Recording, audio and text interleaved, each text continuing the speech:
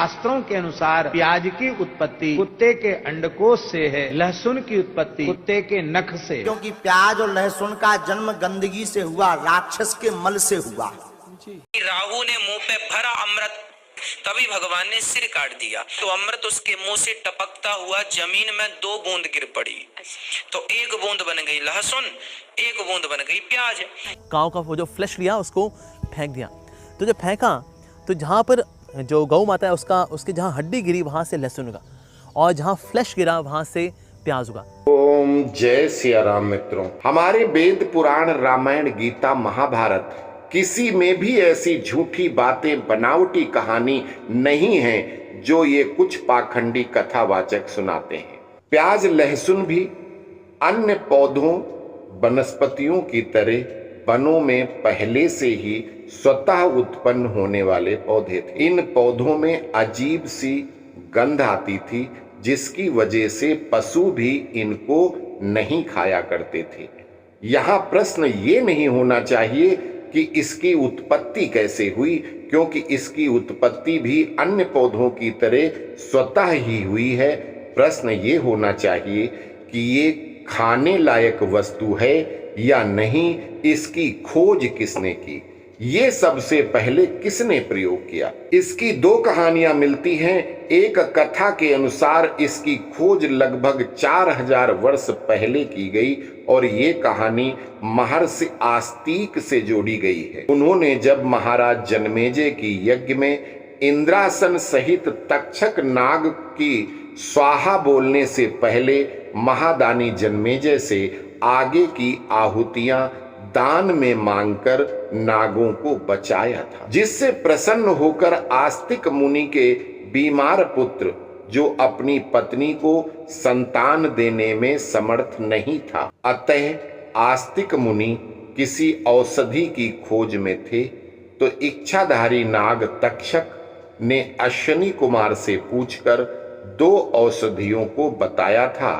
कि जिनके सेवन से युवक के शुक्राणुओं को खाने वाले अन्य परजीवी जो शरीर में ही बन जाते हैं, आज की भाषा में बैक्टीरिया व वायरस के कीड़े कहा जाता है, वो मर जाएंगे और शुक्राणु सबल होंगे, जिससे उसको सहवास की इच्छा जागृत होगी और संतानोत्पत्ति होगी। इस तरह प्याज और लहसुन ऋषि आस्तिक की खोज बताई गई। ये कहानी सत्यता के आसपास लगती है, लेकिन यहाँ एक प्रश्न ये आता है कि महर्षि विश्वामित्र ने त्रेता युग में संजीवनी बूटी की 17 जड़ी बूटियों में लहसुन का जिक्र किया है, जिसका मतलब ये है कि संजीवनी बूटी की सहायक वनस्पति में लहसुन भी डाला गया था। अर्थात त्रेता युग में लक्ष्मण जी के इलाज में वैद्य सुषेण ने लहसुन का भी प्रयोग किया था, अतः इसकी खोज तो लाखों साल पहले हो चुकी। इसके साथ साथ महर्षि विश्वामित्र ने उसी ग्रंथ में एक जगह बताया है कि अंत में सत्य की ही जीत होती है, झूठ हमेशा हारता है। उसमें उन्होंने कहा है कि मेघनाथ के द्वारा जब माता निकुंभला देवी का तप किया जाता है और वो अपने वरदान में कही हुई शक्ति और अजेय रथ मांगता है ताकि वो उसके द्वारा श्री राम और लक्ष्मण का वध कर सके, देवी प्रकट होने लगी और इतने में ही अंगद, हनुमान, जामवंत, विभिन्न सैनिकों और बलवानों तथा विभीषण के साथ लक्ष्मण जी उसी मंदिर में पहुंच जाते हैं और उसकी यज्ञ का विध्वंस कराते, जिससे देवी निकुंभला रुष्ट होकर जाने लगती हैं। तो मेघनाथ उनसे अश्रुपूरित नयनों से माँ माँ कहता हुआ उनके पीछे भागता है। तो ममतामयी माता मुड़कर उसके अश्रु पोंछते हुए कहती हैं कि हे पुत्र, मैं तो वरदान देने ही आई थी, लेकिन तेरे पिता के पाप ने तेरी आयु छीन दी। मेघनाथ कहता है कि माता, भले ही मैं वरदान नहीं प्राप्त कर सका, लेकिन मेरे पिता के बल और शौर्य और उनके पास जो वरदान है, तो विजय तो मेरे पिता की ही होगी। माता कहती है कि सत्य को पहचानो पुत्र। तेरे पिता का बल झूठ के कपड़े पहने प्याज के समान है, जबकि श्री राम जी का बल सत्य की कृपाण है। देवी कहती हैं, दिग्बलम मिथ्या बलम सत्य तेजो बलम बलम पुलुंड इव पुलस्त्यात्मजा सत्यस्य कृपाण रघुनंदनम। देवी कहती हैं कि झूठ के बल को धिक्कार है, जबकि सत्य एक तेज पूर्ण बल है, शक्ति है। पुलस्त आत्मज अर्थात पुलस्त के पौत्र वंशज रावण का बल एक प्याज के समान है, अर्थात उस पर झूठ के छिलके चढ़े हुए हैं, अंदर से बिल्कुल खोखला है। जबकि रघुनंदन रघु के पौत्र राम एक सत्य रूपी कृपाण है। यहां ये सिद्ध हो जाता है कि प्याज की खोज त्रेता युग में हो चुकी थी, फिर इसकी खोज हुई कब? इसके लिए हमें सतयुग में जाना होगा। हमने इसके पहले भी एक वीडियो के माध्यम से बतलाया था कि प्रथम सप्त ऋषियों में से एक महर्षि मारीच ने जब अपनी पत्नी धर्मव्रता, जो धर्मराज की पुत्री थी, को पत्थर हो जाने का श्राप दिया था। वीडियो का लिंक आई में दिया जा रहा है, आप लोगों को वो वीडियो अवश्य देखने चाहिए, जिसमें से एक वीडियो कविता में है और एक वीडियो गद्य में है। हम दोनों के लिंक दे देंगे, आप वो देख सकते हैं। तो उनके पुत्र महर्षि प्रचेता ने ब्राह्मण धर्म का त्याग कर दिया और क्षत्रिय धर्म अपनाकर राजा बन गए। उनका राज्य आज की बलिया से लेकर के आज के ईरान तक था और उस देश का नाम सुसानगर था। उन्होंने अपनी राजधानी ईरान को ही बनाया था, सुसानगर को। उनके विवाह के बाद 10 पुत्र हुए, जिसमें से उनकी बड़ी संतान महर्षि भृगु हुए और जो सबसे छोटी संतान महर्षि वाल्मीकि हुए, जिन्होंने रामायण की रचना की। महर्षि भृगु ने ब्रह्मचर्य का पालन करने की सोच और ब्राह्मण धर्म अपनाने की शपथ के साथ राजमहल छोड़ दिया और बलिया के जंगलों में तपस्या करने लगे। यहाँ पर आप लोग प्रथम भृगु ऋषि, जिन्होंने भगवान विष्णु को लात मारी थी, वो अलग ऋषि थे, वो स्वयंभू मनवंतर के भृगु थे।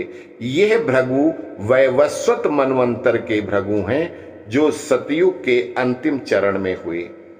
उस समय इनके पिता और प्रचेता, जो धर्मराज की पुत्री धर्मव्रता और महर्षि मरीचि के पुत्र थे। महर्षि भृगु ने ब्रह्मचर्य का व्रत लिया था, लेकिन उनके पिता किसी भी हालत में उनको गृहस्थ बनाना चाहते थे।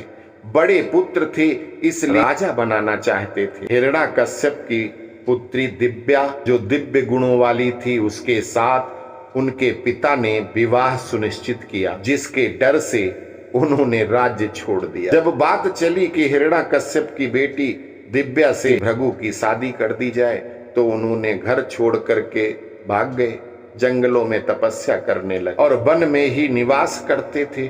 वहीं वन में रहने वाले दानव पुलोम नाम का एक दानव था, दैत्य, जो वहीं जंगल में रहता। तो उसकी एक पुत्री थी, सखियों के साथ वन भ्रमण कर रही थी, उसका नाम पुलोमा था। जब पुलोमा ने राजकुमार भृगु को तपस्वी भेष में तप करते देखा, और बहुत सुंदर थे भृगु ऋषि, तो उनको देख करके वो मोहित हो गई। वो बार बार भृगु के आश्रम के चक्कर लगाने लगी, हाव भाव दिखाती, उनका ध्यान भंग करती, लेकिन महर्षि अपने में मस्त थे, भगवान की तपस्या में व्यस्त थे।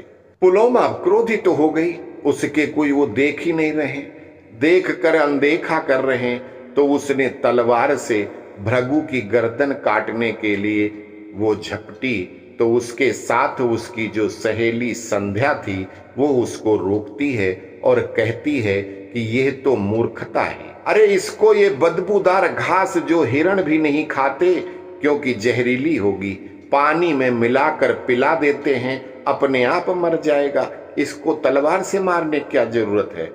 फिर दोनों सहेली प्याज और लहसुन, धतूरे और कई अन्य विषैली घास फूस को पत्थर पर पीसकर एक भृगु के जल के घड़े में मिला देती है और सिर्फ उस घड़े को छोड़कर सारा जल भूमि पर फैला दे। शाम को संध्या बंदन करने के बाद भृगु जी ने देखा कि पानी एक ही घड़े में है, वो भी थोड़ा है, उसमें घास वास पड़ी है सारी, तो वो रात में पानी लेने कौन जाए, सोच कर वो घड़े में जो पानी था वो पी ली। पानी पीने के बाद उनको बेचैनी होने लगी क्योंकि उसमें थोड़ा धतूर भी मिला हुआ था और ये प्याज लहसुन ये सारे मिले हुए थे। उस समय उन दोनों महिलाओं के सामने आने पर जो उनके मरने का तमाशा देखने को आई थी, भृगु के अंदर काम भावना का जबरदस्त उफान आ गया। सात्विक भोजन करने वाले को एक साथ इतना तामसिक जड़ी बूटियां खाने के बाद जवान शरीर स्त्री को पाने के लिए मचल उठा और वो उस दासी से प्रणय निवेदन करने लगे। दासी तो भागती हुई पुलोमा के पीछे छिप जाती है और बताती है, तो पुलोमा दासी के कपड़े पहन उसी का जैसा रूप बनाकर भृगु के पास पहुंची। दानव कन्या हमेशा तामसी भोजन करती थी, उसकी काम भावना तो पहले से ही प्रबल थी और यह 5 बूटी पीने से भृगु जी भी पगला गए थे और दोनों ने तुरंत गंधर्व विवाह किया और फिर सारी तपस्या योग सब भूल गए। आश्रम में दोनों ने एक दूसरे के साथ अत्यंत उग्रता के साथ प्रणय किया और 1 महीने तक निर्बाध रूप से सहवास करते रहे। राजकुमारी पौलमा की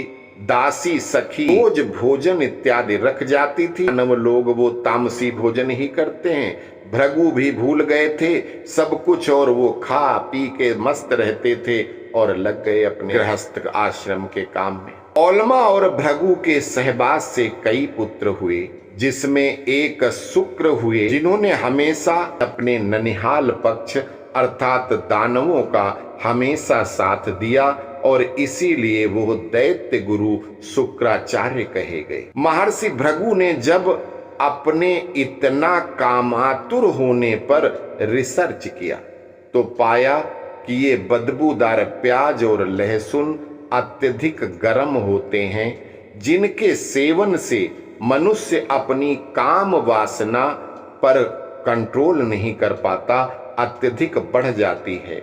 अतः उन्होंने पौलमा द्वारा मिलाई गई समस्त बूटियों पर रिसर्च करके शिलाजीत नामक दवा का निर्माण किया, जो आज तक उसी नाम से पुरुषत्व को बढ़ाने के काम आती। महर्षि भृगु ने उसके बाद और भी कई विवाह किए, उनसे अनेक पुत्र हुए, जिसमें से एक च्यवन ऋषि भी हुए, जिनसे भृगु वंश आगे बढ़ा। इन्हीं भृगु ने मृत संजीवनी बूटी बनाई, जिसका ज्ञान अपनी पत्नी को दिया, जो हमेशा दैत्यों की मदद करती थी।